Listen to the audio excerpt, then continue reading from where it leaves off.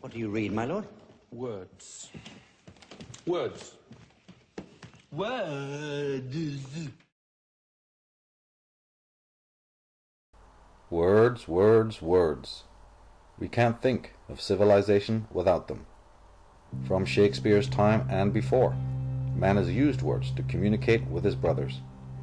He has put his private thoughts into words in order to be understood, and he has learned a great deal from the spoken and written words of others. Love them or hate them, we cannot conceive of life and existence without words. Since the age of the bard, our history has been graced by many wordsmiths, many poets and sages, who plumbed the depths of existence and put their sublime thoughts into words for the benefit of mankind. From Dante to Cervantes, Blake to Rilke, Charles Dickens to Thomas Hardy, T.S. Eliot and Philip Larkin to Wallace Stevens and Sylvia Plath and Ted Hughes, from Friedrich Nietzsche to Fyodor Dostoevsky, and on to the present day's literary geniuses. We can only conceive of what our world would be like without the gifts brought to us by words and language. We have music, but we also have the great lyricists, whose mastery with words is second to none. Bards can be of the present age as well as of the past. There is no end to the mysteries and miracles of words. As long as we exist, language will continue to evolve and encapsulate the experiences of all. Our relationship with words begins early in life. Soon after we take birth, we learn to form basic syllables and words. We also learn how to write words on paper and attribute sounds to the enigmatic geometric shapes of our alphabet. Right from the beginning, we find that we and our environment are both figuratively made of words. We can also learn that certain words carry more weight than others. Some mean more to a man than others. Some mean more to a race or culture than others. We also find that words can be invented. They too can be new and improved over time. We also learn that words and their meanings can be abused. They can be reconfigured and skewed to suit an agenda, and can serve the purposes of anyone who has the skill to use them for malign purposes. The very same words that are used to inspire and uplift can also be used to confuse and waylay. If one possesses sufficient manipulative skill, one can twist and contort words and language like a Rubik's cube. Men can be sophists and enchanters, using words as their weapons. They can control societies by way of the spoken word and ensure their own despotic rule by little more than sophistry. The dark pages of history reveal to us what horrors have been committed by way of words. The modern media could not operate to control entire populations without words. They work with words and language to communicate to us whatever the leaders decide, and to expertly instill the manufactured political propaganda that must be instilled into the minds they have access to on a daily basis. The result they are looking for is mass consensus and political apathy. If the average person believes their ideas about the world are of their own making, so be it. All the better for the media moguls and the controllers. Close examination of words and language, and the power they bestow, puts us in touch with the criminal history of mankind. We see what damage has been done on both an individual and a social context. The atrocities perpetrated against the body and mind of man extends to the domain of religion. The religious establishment derives the vast majority of its power from its particular idiosyncratic manipulation of words and their meanings. In the book of John, we read that, "In the beginning was the Word, and the Word was with God, and the Word was God."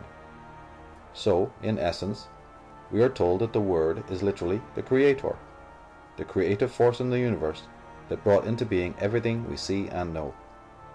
This is surely one rather impressive concept. When it comes to religion, we can see just how words have the power to affect the progress of civilization. Tell a man that his moral misdemeanors will be completely forgiven and erased by the church or by his God, and chances are that you've given birth to a man who will speak like an angel but act like a devil. A man who will forever be seeking the easy way out of every problematic situation. A man who will be reluctant to take personal responsibility for his life. And a man who will live forever under the authority that has offered him the panacea that eases his path and brings promises of otherworldly glory. The same source, the same book, can promise redemption from sin, and also declare everyone who does not believe in the book's hyperbole to be an infidel, deserving of death. The same book can deflect a man or woman from looking at themselves as they truly are, and can allow them to also stockpile words to use as weapons against those who think or act differently. That's right. Words can make even a simple man into a dictator in his own right. Every dictatorship in history was conceived of and bolstered by the so-called intellectuals. The time is always right to reintroduce ourselves to the power and magic of words. The time has come for us to again re-examine the meaning of many words that we have grown so used to and familiar with.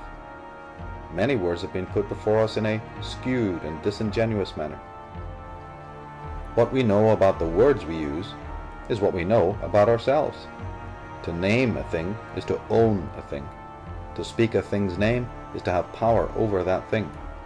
This was known to the sorcerers and magicians of the earliest civilizations, and it is no less true today.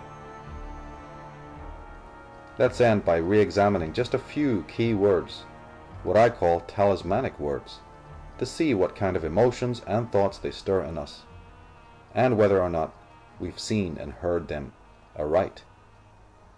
First, a word from the enchanters.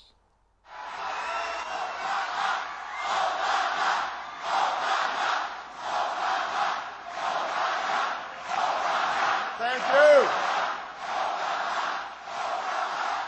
Thank you. Thank you. Thank you, guys. Thank you so much. Thank you. Thank you. I love you back.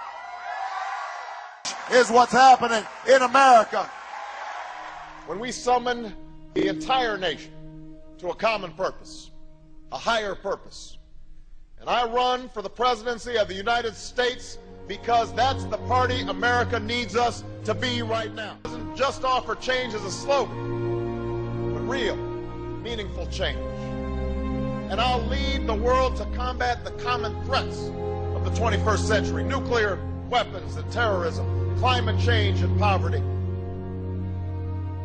genocide and disease. And I will send once more a message to those yearning faces beyond our shores that says, you matter to us. Your future is our future.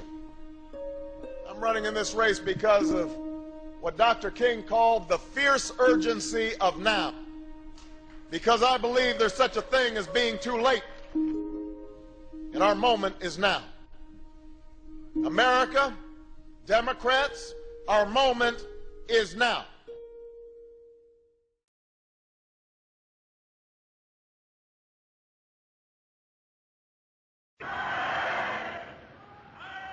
Die Partei